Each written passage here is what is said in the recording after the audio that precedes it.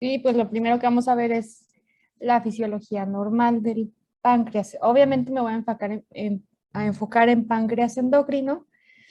Como tal, la parte exocrina, pues en teoría la deberían de ver en gastro.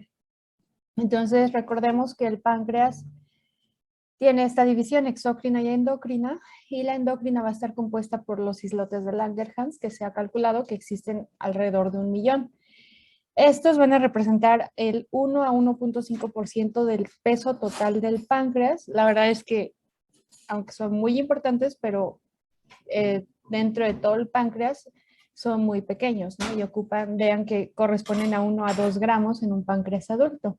Estos islotes van a estar conformados por diferentes tipos de células y cada uno va a tener una secreción específica. En el caso, las más importantes o las que van a tener van a estar presentes en mayor volumen, van a ser las células beta, que van a ser las encargadas de secretar lo que viene siendo la insulina. En el caso de las que siguen como por orden de tamaño, vienen siendo las células alfa, que van a secretar lo que viene siendo el glucagón y proglucagón. Otras células que van a estar presentes en menor cantidad van a ser las células delta, que corresponde al 10% de todo el volumen del islote. Estas van a secretar somatostatina, que vamos a ver que va a tener un efecto inhibitorio sobre la secreción tanto de insulina como de glucagón. Las células épsilon, que corresponden solamente a 3% de todo el volumen del islote, van a secretar grelina, que esto es importante en la fisiología o en la regulación del apetito. Y las células PP, que van a representar el 5%, estas secretan el polipéptido pancreático, que bueno, tienen otras funciones. Aquí, por ejemplo, en las células beta, aunque sí el principal producto de secreción va a ser la insulina, pero vamos a ver que la insulina en el momento en que se secreta va unida al péptido C, entonces vamos a tener una secreción equimolar tanto de insulina como de péptido C, y la proinsulina pues no se va a secretar en igual cantidad como lo vamos a ver, pero esta va a ser como la forma previa a la insulina, ahorita lo vemos, ¿no? Y bueno, vamos a tener otros factores que van a secretar, sobre todo el IAP, que es la amilina pancreática, que es importante porque nos va a servir en algunos casos como un marcador de qué tanto se está como fibrosando, por así decirlo, el páncreas, ¿no? Pero bueno, ahorita lo vamos viendo. Ahora, para la insulina, bueno, su gen que la va a producir o que la va a estimular su secreción va a estar localizado en el brazo corto del cromosoma 11. Para que haya la secreción de insulina, son varios pasos. En general, en el retículo endoplásmico va a haber la síntesis de preproinsulina, y esta preproinsulina, a través de la escisión enzimática, sobre todo son enzimas de la PCSK, que son diferentes a las que vamos a ver en colesterol, a las que se encuentran específicas para el colesterol, pero son de la misma familia. Entonces, estas enzimas, a través de una escisión en ciertos aminoácidos, van a convertir a esta preproinsulina en proinsulina. Una vez que esto pasa, la proinsulina se va a transferir en pequeñas vesículas hacia lo que viene siendo el aparato de Golgi. Ahí van a estar almacenadas, se van a unir a unos gránulos, o sea, van a estar almacenadas como en gránulos, y una vez que estos gránulos empiezan a secretar sus productos, obviamente, tiene que haber esta conversión de proinsulina a insulina. Entonces, realmente, para que haya secreción desde la síntesis, pues recordemos que desde la síntesis tiene que haber una estimulación de este gen a nivel del núcleo y con la ayuda del RNA mensajero, ¿no? Y bueno, básicamente los órganos o los organelos que van a estar principalmente involucrados en esta secreción va a ser retículo endoplásmico rugoso y el aparato de Golgi. Entonces vemos pues que aquí en el aparato de Golgi va a estar almacenada esta proinsulina y en forma de estos gránulos secretorios. Entonces, la proinsulina va a ser una doble cadena, por así decirlo, que va a contener 86 aminoácidos.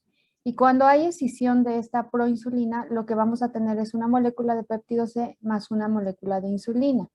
La vida media de la proinsulina es aproximadamente, bueno, es más larga que la insulina. Vemos que la insulina tiene una vida de 3 a 5 minutos, cuando la de la proinsulina es de 3 a 4 veces más que la insulina. Y una cosa interesante de la proinsulina es que sí tiene cierta actividad igual a la insulina, o sea, pero la actividad es muy bajita, solo a 7 a 8% de la actividad que tiene la insulina. La cuestión es que a veces llegamos a tener tumores secretores de insulina, donde esta proinsulina se secreta en mayor cantidad y dado que tiene una pequeña porcentaje de actividad, pues también puede ser causa de hipoglucemia. Es raro este tipo de tumores, pero sí pueden llegar a ocurrir, ¿no? Vemos aquí, por ejemplo, esta es toda la estructura de la proinsulina, pero aquí, por ejemplo, nos está diciendo en qué sitios de la proinsulina va a haber una escisión enzimática. Aquí se van a quitar estos dos arginina y por este lado se va a quitar una arginina y una lisina. Entonces, lo que nos va a quedar acá, todo esto de acá arriba, va a ser el péptido C, que va a estar compuesto por 31 aminoácidos y la vida media también va a ser más larga que la insulina. Ahora vemos todo lo que queda, estas dos cadenas que quedan acá, va a ser lo que es la insulina. La insulina va a estar compuesta por esta cadena alfa y esta que diga cadena A y cadena B. Estas cadenas van a estar unidas por puentes disulfuros. Vemos que estos puentes disulfuros ya tienen una localización específica.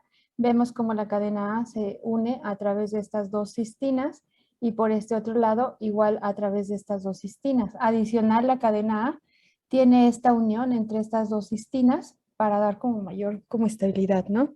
Entonces, en este caso, ambas cadenas van a dar un total de 51 aminoácidos. Y lo que se hace con las insulinas que tenemos actualmente en el mercado es que se va a intercambiar algún aminoácido de todos estos que tienen en la cadena, alguno específico, dependiendo qué tipo de insulina es el tipo de aminoácido y el lugar donde está el aminoácido que va a cambiar por otro. Bueno, nada más algo quiero mencionarles de esto. La insulina va a estar secretada como en forma monomérica, sin embargo, a través del zinc puede llegar a formar como formas hexaméricas. Y este es un principio para las insulinas que tenemos actualmente en el mercado, ¿no? A veces se les añade zinc o a veces se les añade alguna otra sustancia que permite que en vez de que la insulina entre en su forma monomérica, vaya unida en con varias moléculas. Habitualmente van en hexámeros. Y esta unión en hexámeros lo que va a hacer es que la insulina, una vez que me la inyecto, va a prolongar su vida media. ¿Por qué? Porque no se va a absorber inmediatamente. O sea, tiene que haber, antes de que en este caso se absorba, tiene que haber esta ruptura de los hexámeros en su forma monomérica. ¿Para qué? Para que empiece a actuar. Digo, esas ya son cosas muy específicas de las insulinas que tenemos hoy en día en el mercado, pero bueno, básicamente son como los principios de por qué de tener una vida media de 3 a 5 minutos, tenemos insulinas que pueden llegar a durar 24 horas, ¿no? O incluso un poquito más. Uno, por este cambio en los aminoácidos, otro porque en vez de monómeros son inyectadas como hexámeros y adicional pues les van a dar otras características que van a permitir que esta vida media se prolongue. ¿Hasta aquí tienen alguna duda?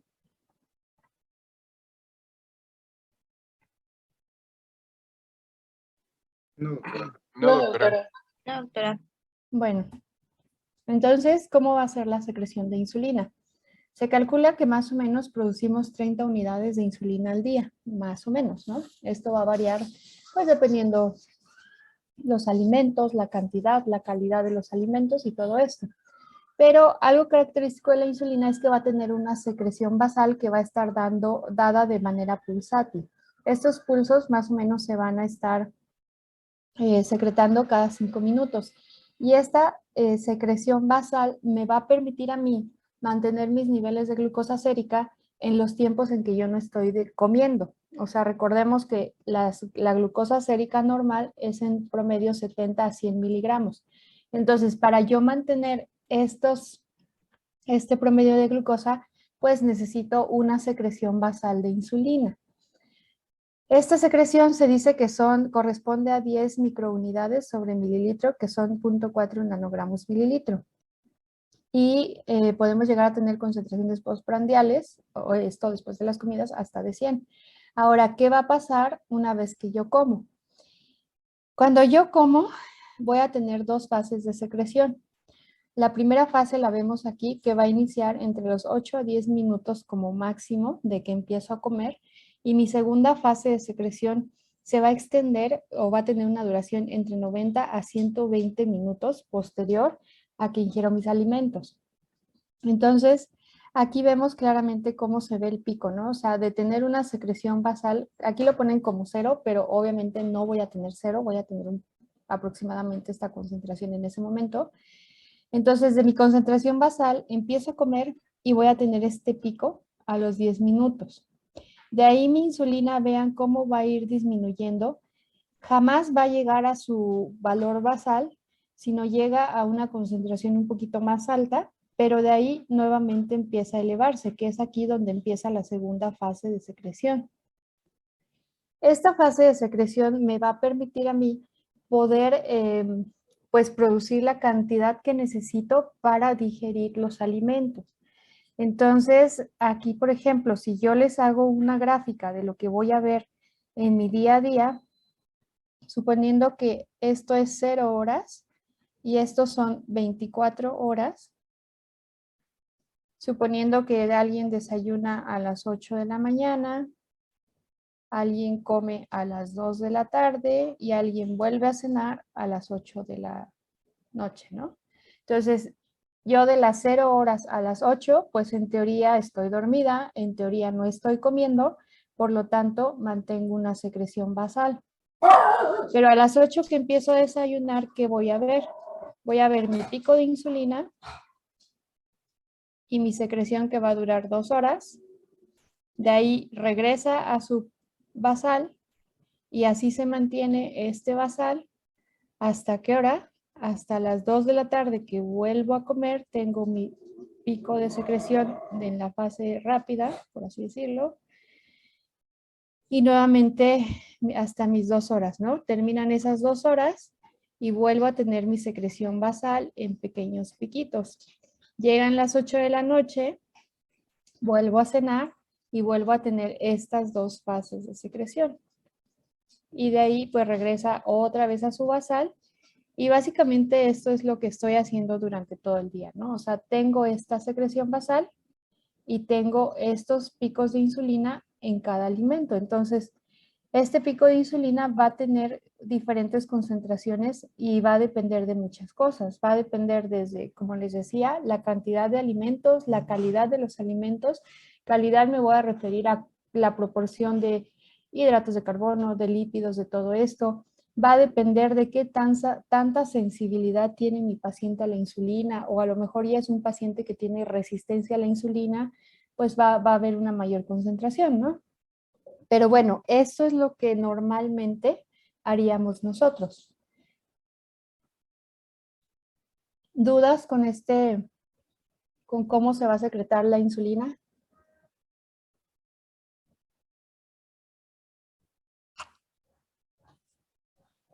No, doctora.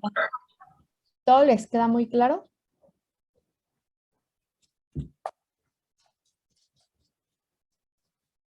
Bueno, si no hay dudas, pues voy a pasar. Entonces, ¿cómo se va a dar la secreción ya a nivel de la célula beta? Pues la insulina va a estar secretada principalmente como un estímulo ante una concentración elevada de glucosa. Por eso es que posterior, bueno, al inicio de las comidas, el cuerpo va a empezar a sensar esta elevación de glucosa y en la célula beta, a través de algunos transportadores específicos que viene siendo el GLUT2, esta glucosa va a pasar a la célula por un transporte facilitado, ¿no? Por estos transportadores.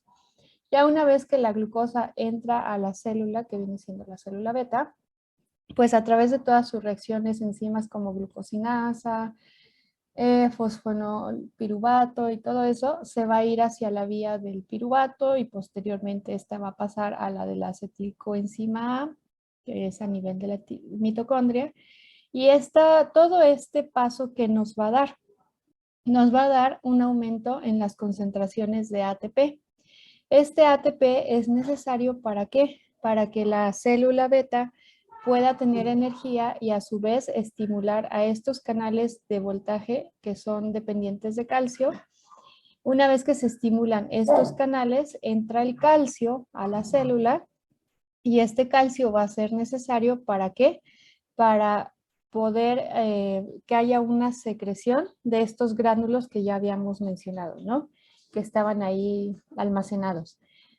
Esto es como lo principal. Bueno, a la vez que el canal de calcio se abre, también el canal de potasio, digamos, se abre, pero en este caso, ¿para qué? Para dejar salir el potasio, que son los canales sensibles a ATP, canales de potasio sensibles a ATP.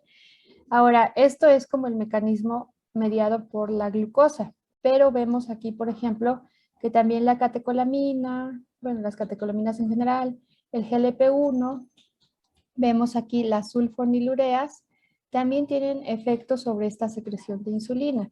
En el caso de catecolaminas o GLP-1, es a través de su receptor que estimulan la secreción de AMP cíclico y esto a su vez también va a favorecer tanto la síntesis como la secreción de insulina. En el caso de las sulfonilureas, que es un fármaco que tenemos actualmente para la diabetes, vemos que nos van a estimular específicamente a estos canales de potasio sensibles a ATP. Esta estimulación también va a hacer que se estimulen a su vez estos de canales de calcio, lo que nos produce alteraciones en la polarización de la membrana y pues esto va a favorecer la secreción, ¿no? Vemos que la acetilcolina también puede llegar a actuar sobre esta secreción. Entonces vemos que sí, la insulina, el principal estímulo para su secreción va a ser la glucosa, pero vamos a ver que tenemos otras sustancias que también van a favorecer esta secreción. De los de los transportadores tipo GLUT, tenemos varios tipos. Los más importantes son del 1 al 5. Aquí los que más me van a interesar va a ser el GLUT2, porque es el que se va a encontrar a nivel de las células beta, a nivel del hígado principalmente. Y el otro que me va a interesar mucho va a ser el GLUT4, que va a estar estimulado por insulina y es el que principalmente se encuentra a nivel de músculo esquelético y es el que llega a estar alterado cuando tenemos alteraciones como resistencia a la insulina. Entonces les digo, aquí es importante recordar que el GLUT2 es el que se encuentra en células beta y el GLUT4 es el que se encuentra a nivel del músculo esquelético principalmente, también a nivel de tejido adiposo, y este va a estar estimulado por la secreción de insulina. Entonces, cuando tenemos estados de resistencia a la insulina, pues falla la expresión de este GLUT4 y es un mecanismo por el cual los niveles de glucosa van a estar elevados, van a permanecer elevados en sangre. Tenemos otros, el GLUT que se encuentra casi en todos lados, el GLUT3 que se encuentra sobre todo en neuronas, placenta, testículos, GLUT5 que se encuentra sobre todo en intestino delgado y es el que nos va a ayudar al transporte de glucosa proveniente de los alimentos. Y bueno, puse los más importantes, pero tenemos como 10 o 15 GLUT, o sea, y cada uno tiene ciertas características, ¿no? Pero ahorita por lo menos me interesa que recuerden cuál es el GLUT2 y cuál es el GLUT4. Ahora, mencionábamos que en la secreción de la insulina el factor más importante va a ser la glucosa, pero también mencionábamos que hay otros factores que van a contribuir a esta secreción. Dentro de estos tenemos algunos que estimulan como tal la secreción de insulina y otros que simplemente amplifican esta secreción. Entonces, de los que estimulan la secreción van a ser principalmente, bueno, la glucosa, que ya mencionamos es el principal, algunos aminoácidos como la leucina, entonces cuando llegamos a tener comidas muy cargadas en proteínas y sobre todo que nos den mucha leucina, pues también va a ser un factor importante para la estimulación. Va a haber factores neurales como la estimulación vagal y la acetilcolina o fármacos como sulfonilureas o meglitinidas, que las vamos a ver cuando veamos tratamiento. Y los amplificadores no van a como tanto a estimular la secreción, sino simplemente van a ser literal, como dice el nombre, amplificar o que esta respuesta sea como un poquito más grande, ¿no? De estos va a ser el GLP-1, que es el glucagon-like péptido, bueno, y el péptido inhibitorio gástrico, que actualmente tenemos fármacos de del GLP-1 y están en investigación estos, ¿no? Tenemos otros factores como la colecistoquinina, gastrina, secretina, que recordemos esto va a producirse, algunas de estas se producen también en páncreas, pero vienen siendo páncreas exócrino, o algunas de estas sustancias también se van a producir a nivel de intestino, del estómago, y van a ser factores que nos van a regular toda la cuestión del movimiento intestinal, de la absorción y todo esto en la cuestión como exócrina, ¿no? Algunos factores neurales como el efecto beta-adrenérgico de las catecolaminas y algunos aminoácidos como la arginina, pues van a ser amplificadores, ¿no? Entonces aquí vemos cuál es la diferencia entre uno. El estimulante literal va a aumentar la concentración de calcio y al aumentar esta concentración de calcio va a favorecer la liberación de los gránulos secretores. En el caso de los amplificadores simplemente van a potenciar la respuesta de las células beta a la glucosa. O sea, para que estos amplificadores funcionen, pues tiene que estar funcional esta respuesta que tiene mi célula beta a la glucosa. Ahora, también hay factores que van a inhibir esta secreción de insulina, como cuáles, como las catecolaminas, sobre todo en su efecto alfa-adrenérgico, algunas algunas hormonas como la somatostatina y algunos fármacos, ¿no? Que incluso vamos a ver que algunos de estos pueden llegar a ser útiles cuando tenemos hipoglucemias.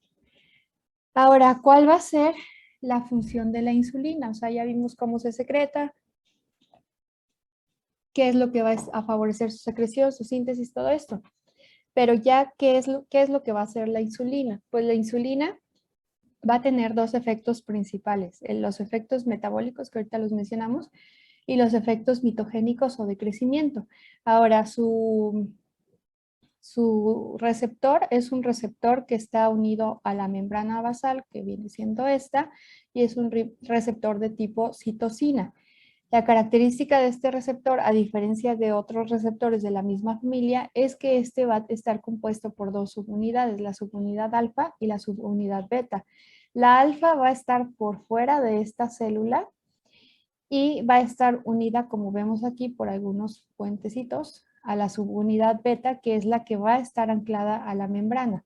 Entonces, una vez que la insulina se une a su receptor alfa, este por sí mismo empieza a tener fosforilaciones de los aminoácidos que lo van conformando. Una vez que esta señalización que inicia aquí y que decimos que inicia una cascada hacia abajo de fosforilizaciones, ¿qué va a hacer? Va a fosforilar a la subunidad beta, ¿no? Entonces es un receptor que se autofosforila. Ya una vez que se autofosforila a la subunidad beta, ¿qué es lo que va a hacer? Ya por dentro de lo que es la membrana, o sea, ya a nivel del citoplasma, va a haber reclutación de algunos factores de transcripción y de algunos otros factores de señalización, como cuáles, como el SHC, GRB2, las proteínas SOS. También va a estar aquí el sustrato para el receptor de insulina, que tenemos 4 tipos, y que la unión con este es bien, bien importante. Cuando llega a fallar por alguna causa la unión de este receptor con este sustrato, vamos a tener estados de resistencia a la insulina. Ya una vez que este receptor se une a su sustrato de receptor de insulina, lo que va a iniciar es una cascada de señalización mediada por la fosfatidilinositol sinasa. A su vez, esta va a estimular, va a fosforilar a otros factores de señalización, como la proteína sinasa, la AKT, la proteína sinasa beta, y de aquí vamos a ver como dos vías diferentes. Una que va a estimular a la vía de la mTOR y que va a ser la principal vía encargada de los efectos mitogénicos de la insulina. De hecho, esta es la vía encargada de la síntesis de proteínas. De ahí que la insulina se considere como una hormona anabólica. Por otro lado, cuando nos vamos hacia esta otra vía de señalización, donde va a estar más que nada implicado la PDK, va a tener a cabo o va a llevar a cabo todos los efectos metabólicos. Vemos aquí ya las vías de señalización un poquito más específicas. En el caso, por ejemplo, de las vías metabólicas que van a estar mediadas por estas, AKT, vemos que hay muchos factores de señalización que vienen siendo todos estos, que obviamente no me interesa ahorita que se los aprendan, pero cada uno va a ser importante ¿para qué? Para que haya lipogénesis, para que haya glucólisis, para que haya un aumento en la síntesis de VLDL y a su vez también un aumento en la secreción de gluconeogénesis. Por otro lado, la vía de la AMK principalmente es la que va a llevar a cabo los efectos de síntesis de proteínas y de crecimiento, ¿no? AMPK mediado por mTOR. Entonces, ahí están todos los efectos de la insulina. Vemos que a nivel del hígado va a haber vías catabólicas principalmente, como la ruptura del glucógeno. Bueno, más bien inhibe la ruptura del glucógeno. Y aquí en este caso va a favorecer la gluconeogénesis. O sea, todo ese exceso de glucosa que yo estoy consumiendo lo voy a empezar a almacenar. Las vías anabólicas a nivel del hígado lo que van a hacer es que van a promover este almacenamiento de glucosa como glucógeno y también va a aumentar la síntesis de triglicéridos. A nivel muscular nos va a aumentar sobre todo la síntesis de proteínas mediado, ¿por qué? Porque hay un incremento de aminoácidos en el transporte de estos y también hay un incremento en la síntesis de proteínas ribosomales. También a nivel del músculo va a haber un aumento en la síntesis de glucógeno a través de un aumento en el transporte de glucosa, también un aumento en la transcripción del gen para la sintasa glucógeno y a su vez nos inhibe la fosforilasa glicógeno, ¿no? Que nos va a ayudar a romper este glucógeno. A nivel de tejido adiposo, nos va a ayudar a que haya un almacenamiento de triglicéridos. Entonces va a estimular todas las vías que van a favorecer esto, desde el transporte de glucosa como las enzimas necesarias para poder almacenar estos triglicéridos, ¿no? La insulina también va a actuar a nivel del cerebro. ¿Para qué? Para que haya una disminución del apetito y a su vez nos va a favorecer un aumento en el gasto energético. ¿Y alguna duda hasta aquí?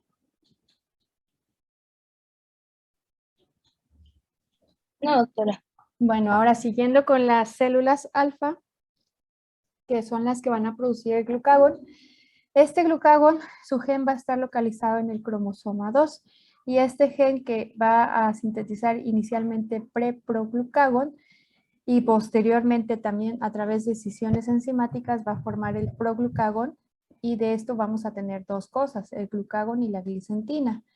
El glucagón va a ser una proteína de 29 aminoácidos y aquí el principal estímulo para la secreción justamente va a ser lo contrario a la insulina, ¿no? Aquí necesito niveles bajos de glucosa, ¿para qué? Para que haya un aumento en la secreción de glucagón. Se ha visto que su concentración en ayuno es aproximadamente 75 picogramos mililitro y también tiene una vida media muy cortita, de 3 a 6 minutos. Ahora, algo importante o algo que hay que recordar de es que este mismo gen no solamente va a codificar para lo que es el glucagón, sino también va a codificar para lo que viene siendo el GLP-1 y GLP-2. De ahí que todas estas moléculas sean parecidas y que el GLP-1 se llama tal cual, péptido parecido al glucagón. Entonces, digo, nada más para como conocer el origen, ¿no? ¿Qué es lo que va a hacer el glucagón? Pues el glucagón va a hacer todo lo contrario a la insulina. O sea, la insulina básicamente nos va a disminuir la glucosa en sangre, sí, pero ¿a través de qué o cuál va a ser la finalidad de esta disminución? Pues va a ser un almacenamiento en esta glucosa, ¿no? O sea, eso es lo que hace principalmente la insulina, perdón.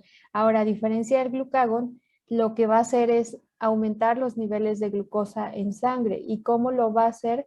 Pues a través principalmente de la ruptura de este glucógeno que fue sintetizado y almacenado por acciones de la insulina, pues el glucagón va a romper este glucógeno. ¿Para qué? Para que haya un aumento de glucosa en sangre.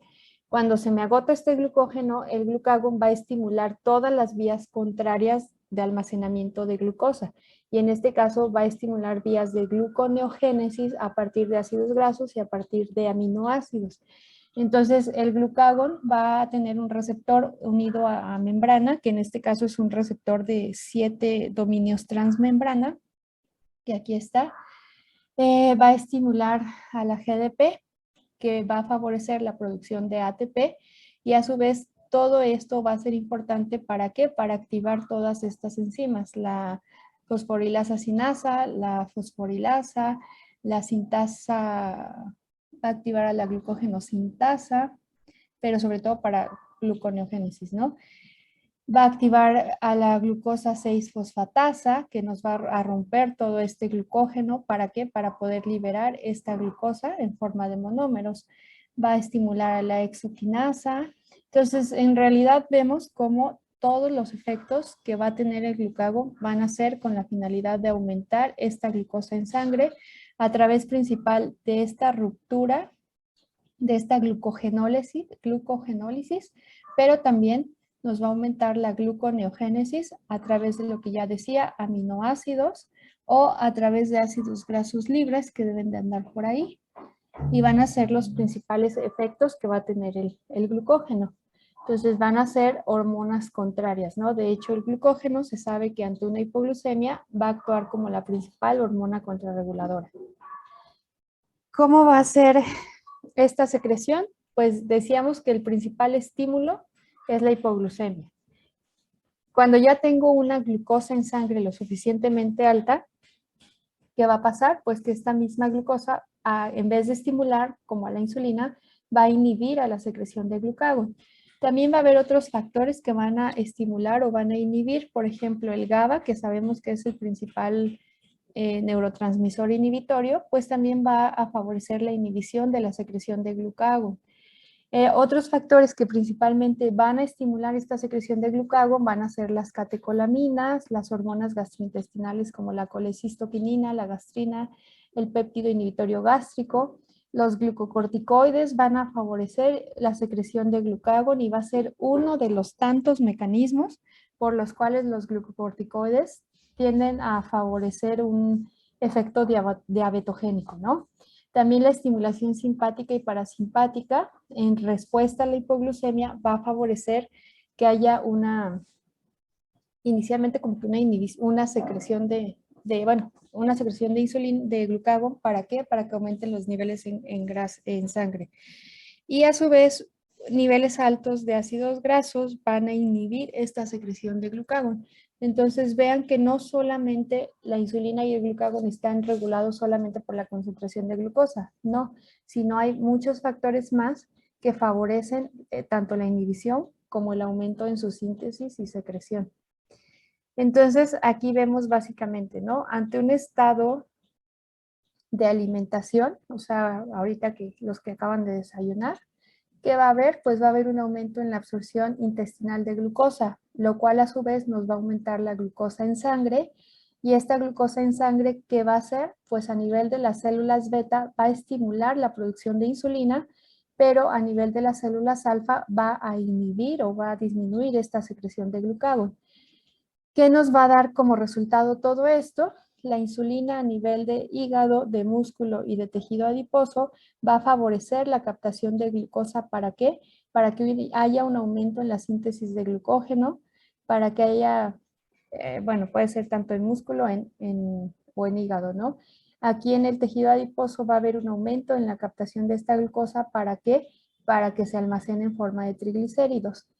También va a haber aumento en la síntesis de proteínas y captación de aminoácidos, y vemos que a su vez el hecho de que el glucagón esté disminuido va a favorecer que haya una disminución de la glucogenólisis, tanto a nivel hepático, muscular, principalmente. Nos desconectamos y nos volvemos a conectar, por favor.